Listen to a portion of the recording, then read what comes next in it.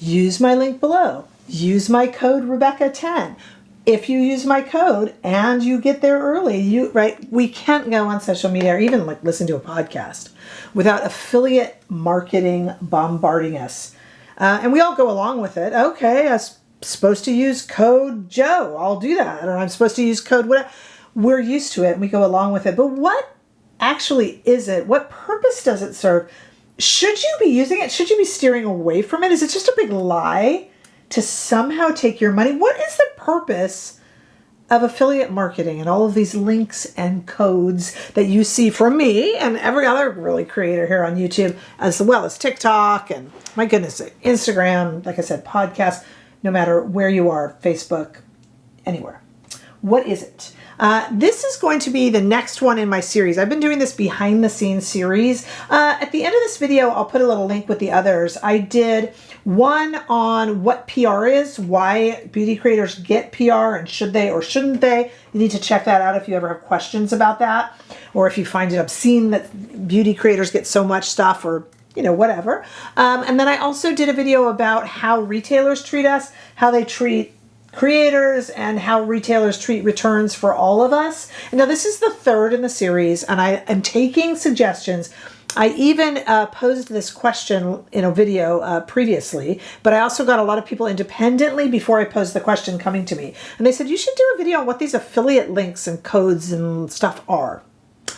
And at first I thought, does anybody care about that? But as I researched it and got my thoughts together, I've gotten more excited about it. So I hope it's something you can learn from. And if you have any other questions, especially behind the scenes, creator, beauty creator, or any type of creator stuff, ask me, because I am making this a larger series, and I'll put the series at the end of this video so you can click on it and see the other videos if you've missed any. All right, so let's get on into it. My name is Rebecca. This is Not Fit for Print Beauty. I have spent well over 20 years of my life in the trenches of media with some of the biggest names in fashion and beauty, following them around, detailing them, interviewing them, watching them work, ghostwriting for them.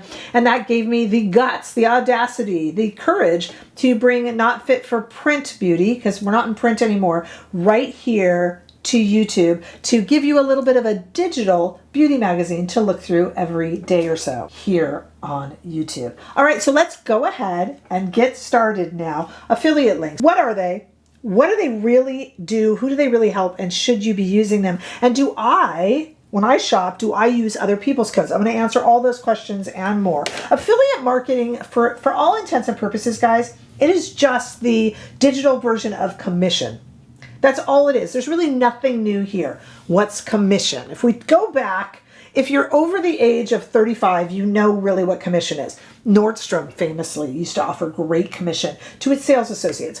Stores that offer commission, whether you're buying a car or, like I said, buying makeup at Nordstrom or shoes, commission is a little bit of an incentive to be a good salesperson. And wait. You're like, oh, so you are taking advantage of me. No. I'll get there. So if you go to, when I was a kid, if I went to Nordstrom and the sales associate spent a lot of time with me and I was looking for a black heel for a dress for a dance, they would spend an hour and a half with me trying on every black shoe in the store and running around to other departments and getting it, they would end up getting a little bit of commission on what it was I purchased. And all of us have found, again, you have to be probably over the age of 35, but all of us have found a sales associate we really loved that we would even call up at a store and go, hey, can you get me some earrings on da-da-da? They would happily do it because they get the commission. You want it anyway. That's all it is. But I mean, a car salesman gets a commission on a car they sell too, right? They just don't move a lot of it, but when they do, it's bigger and they get a percentage. And those percentages don't go to the consumer. They're like a kickback from a store. And we'll talk about like what I get. I'll actually get into some numbers and figures. Commission and affiliate is often seen skeptically by the public. So I have a dear friend who worked for a long time at a store, a large store that gave commission. And she said a lot of times, she was a college student working there part-time. And a lot of people would go, I would rather give you the commission because you don't need it really. I can see you don't really need it. That guy over there said he has a family. He needs it. He would lie to me more than you would. She was shocked by that. The other thing about commission is you could spend 2 hours with someone selling them a pair of shoes. And they go, I don't know, let me go home and think about it. Okay. The next day they come in, they see another salesperson, and they say, I want the such and such shoe in a size 7 in 2 shades, or in 2 colors.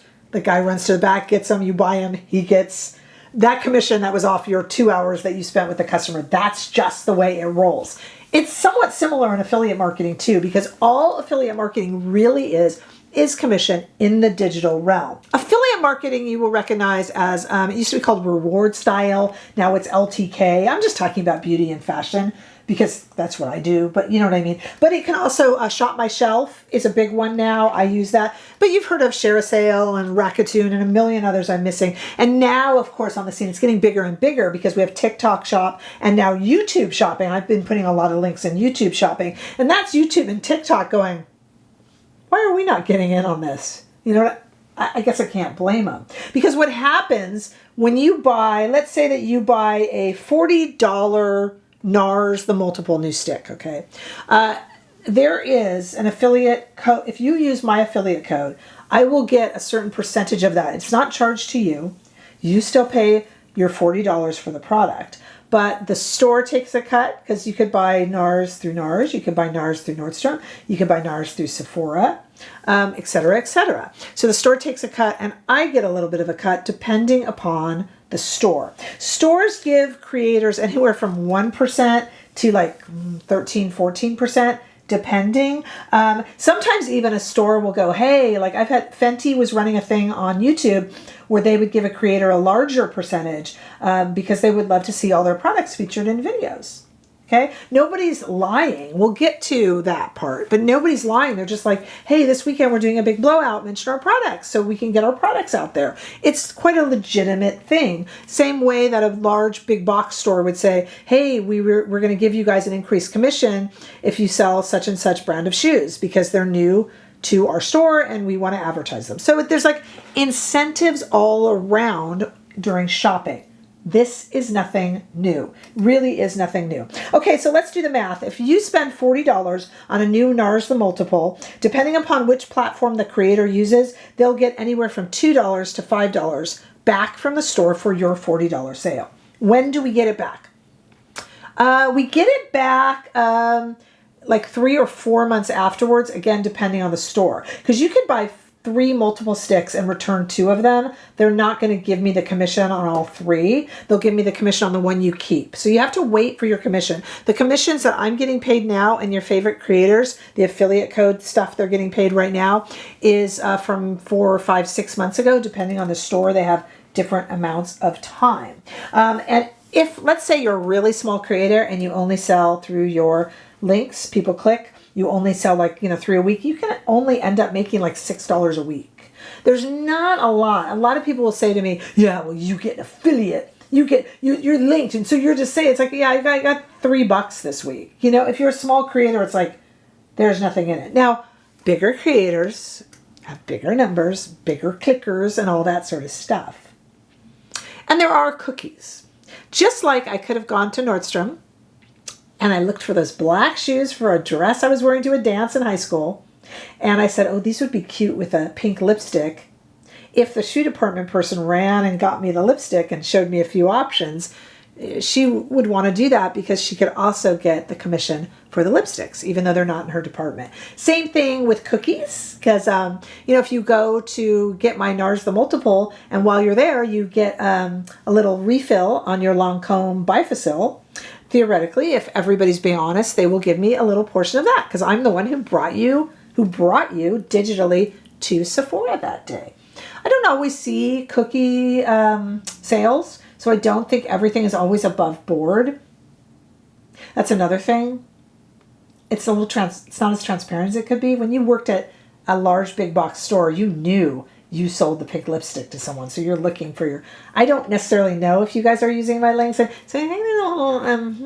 I think it can be a little dicey, actually, of when those cookies are used. I am not going to go into that. I don't want to I don't want to put anybody up against the wall, but sometimes I wonder how authentic those sales are. And we have actually talked about this on my channel before with the Sephora sale.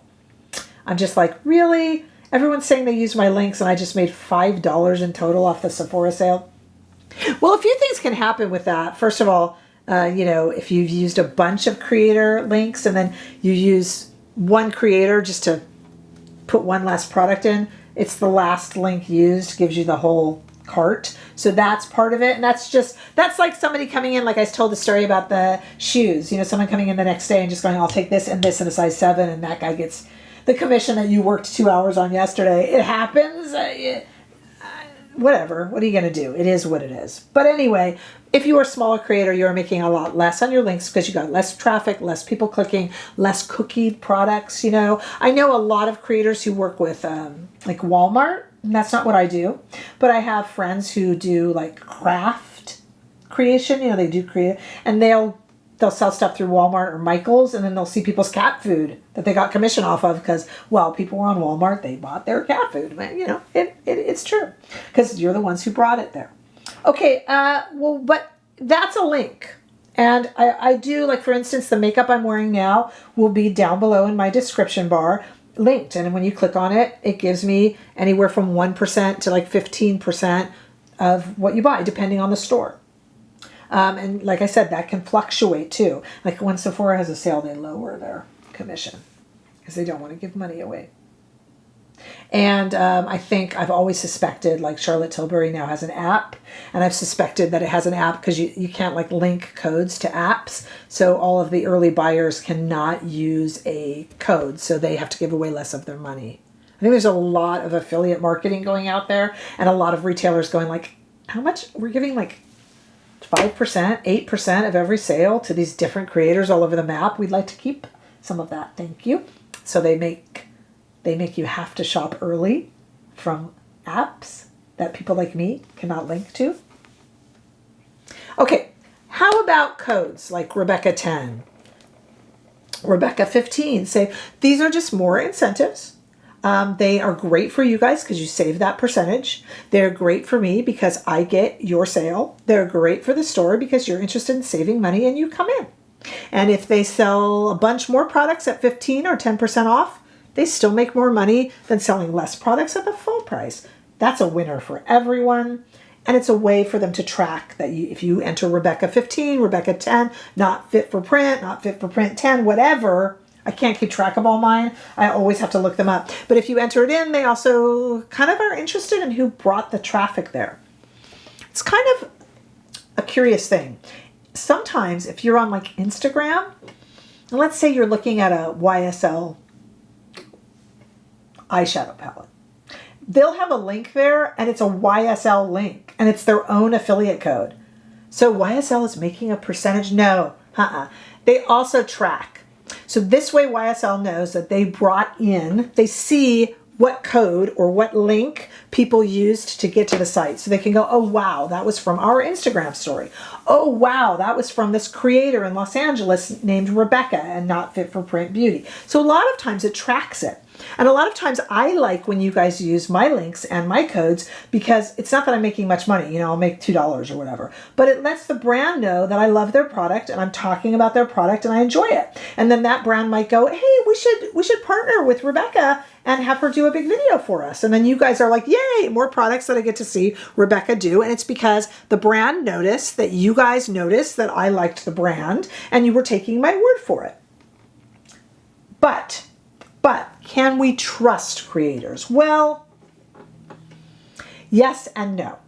There is community. Here on YouTube, if I tell you to use my link to buy a product and I am disingenuous, that is going to tear apart my community.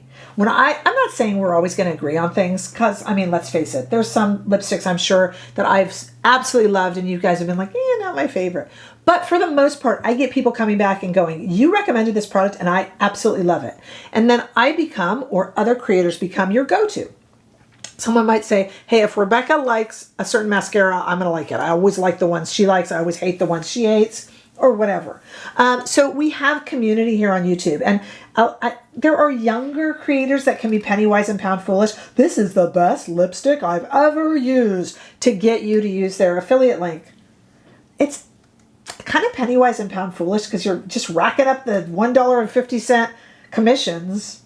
And at the end, what have you got to say for it? $75 or something, and no community because everyone's like, this is terrible product. You know what I mean? TikTok and TikTok Shop, I think that's easier done. There's not as much of a community over on TikTok, frankly. Where people are watching it and they're just like, I don't know who this is, but that mascara looked good. And of course, we had Mascara Gate, where everyone said that a very, very famous influencer was wearing false lashes when she was pretending to apply mascara. And many said she did it to get the clicks. And on TikTok, there's a huge volume, and that creator had huge volume. I can see where people thought that. I don't know. It doesn't seem to have destroyed that influencer's career, but a lot of people felt that that was very disingenuous. I am honest. I think it's buyer beware. There's always someone that's going to go to you, buy this magic powder, and you'll have whiter teeth, shinier hair, your pants won't be too long, or whatever it is. And you've just got to, I think buyer beware comes into play whether you're shopping in store or online. I hope you get a relationship with a creator to trust. And if you don't trust it or you feel a little bit like, if it's too good to be true, maybe it is, right? Do I use other people's links and codes? Well, I don't use my own. I think there's some that are mine that I can use, but for the most part, it knows it's me trying to use mine and it won't let me do it, and that's fine. And I don't drive to friends' houses to buy through on there's probably creators that do that. Who has the time for that? I'm running a business here, so I'm not like desperate for that $1.75 affiliate thing from myself. So I don't do that, and it won't let me do it from home, which is fine. But let me tell you, I do. Here's when I use codes and why I think and don't think you guys should. I use codes when there's a product available that I had no idea was available. So Chic Profile, Tavia, over on Instagram? There's a lot of times that Tavia, I think she's now Chic Profile 4, because she's had to recover accounts a few times. Tavia will oftentimes tell me, not me, but tell all of us, a product that's available that I had no idea was available. In that case, rather than going to the Chanel or YSL website independently, I will use her link. I wouldn't have known about it if she hadn't told me. I wouldn't have been able to review it. So I use Chic Profile Tavia's links a lot. And I'll do the same with Trend Mood. If there's something that Trend Mood told me about that I had no idea, I think they deserve it, frankly. If I'm watching a creator and they demonstrate any product, whether it's a beauty product or a home good product, and I was like, that is a darn good job illustrating that. And I didn't know how that worked before you did. I want to buy that. I'm going to enjoy that. And I appreciate that it's a great way of showing appreciation. There are other times, there's times that I've been in store with commission where I've had somebody go, you know what you need? You need a handbag with that. Didn't ask you for a handbag. I'll be right back. I'm going to bring you 3 handbags to choose from. Didn't ask you for a handbag. And then they come back with like 3 purple handbags that I would never like, and you're uncomfortable and you feel like, oh, maybe that one. And we've all been in that too, where we feel that someone's too pushy. And I've had that with creators, with beauty products and other products too, where I'm like, I'm not inherently trusting you. So again, it's buyer beware. Now, do I think that you guys should use codes and links? Well, I told you when I do. And I think you guys pretty much are probably the same. I've got a lot of people that have been with my channel forever that I notice when Sweed is running a sale, I'll notice they used my link or my code. And then Sweed is like, hey, people know that Rebecca loves us. And she sent them over to us. We need to work with Rebecca, or we need to send Rebecca stuff because she loves us and she's talking about it. So it's tracking for the brands. It's incentive for purchase, and it helps us out. The bigger the creator, the more they're going to get back from those affiliate codes. I don't make a ton on my affiliate links because I'm not that great of a salesperson. I'm, if anything, maybe a little too honest, but by the same token, I'm building a grassroots audience of people who know that I'm not going to lie to you. And I love it when you guys use my codes or links, but I'm not offended when you don't because I get it. People will go in store and buy instead, and they'll tell me, hey, I was in Sephora and you did such a good job that while I was in Sephora, I bought it. Well, that doesn't kick me back anything. I don't care. You win some, you lose some with commissions. That's just how it works. If you're going to care about that, it becomes extraordinarily petty. And I have lovely people that are like, Rebecca, I am so sorry. Someone had a better code than you. I didn't. I'm like, oh my God, you are so lovely to think of me. I don't get hung up on it at all. I love it when you guys use my codes, my links. And I get it when you don't, because that's just how the cookie crumbles. I appreciate you taking my advice, and I know that my die-hard people here will use my links and codes when they can. And I think that's the name of the game. Petty is not. Buyer beware, but know why they exist. They exist, in summary, they exist for brands to track who is sending buyers to them, and they exist as incentives. If I love, like I said, Sweed or Chanel or Sephora products, if I love it, I can tell you about it, and I can reap the benefits of you guys finding out about it through me. And if it is a code and it's got savings, that's good for everybody. We love codes and we love savings. So I hope that explained it a little bit to you and why I use them and what they're about. Now, I will be meeting you guys down in the comment section to answer any questions that I didn't cover. I always kick myself around after these videos because I think of what I didn't say. And I'm trying to keep it quick, because, you know, it's not always the most interesting just to hear me blabbing at you up here, but I want to hear your stories. When did you really trust a creator? When do you tend to use codes and links? And when have you refused to? When have you been like, oh, I'm going to take your word for it, but I will leave and go to the Nordstrom or the Sephora site myself and not give it to you? Let me know. You don't have to name names if you don't want to. Let me know your stories of when you have absolutely refused to use a code or a link, when you have made sure that you do, why you would come back to look for a code or a link to support someone.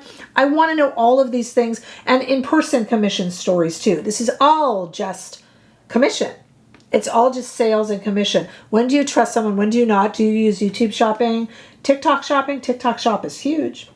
Let me know all of these things, and anything I didn't, because I'm trying not to be too wordy, anything I didn't explain right, then I can explain to you in the comment section. Don't forget, at the end of this, I will have a little box at the end. You'll see where you can go to see all of these videos as this series grows. Give me suggestions for other behind the scenes videos, things you want to know in creator land or beauty and fashion land, whether it's creator or media or anything. I'm super happy to talk about fashion, about why it is that sometimes I was thinking of doing one, you guys, where people always ask me, how is it that every designer knows that pink is in that season? Or every designer starts making short skirts? Or every designer does chunky sweaters? Do they have a meeting? How do they know? Those kind of things. I'm happy to answer all those questions. So let me know what you would like to hear as I expand on these series. Join me on Instagram. Join me on TikTok, Facebook. We have a group here, a membership here on YouTube that I would love to see you at. We have lives every week. Make sure to share and like, and of course subscribe, and I look forward to seeing all of you not only in the comment section but also in the next video. Bye bye.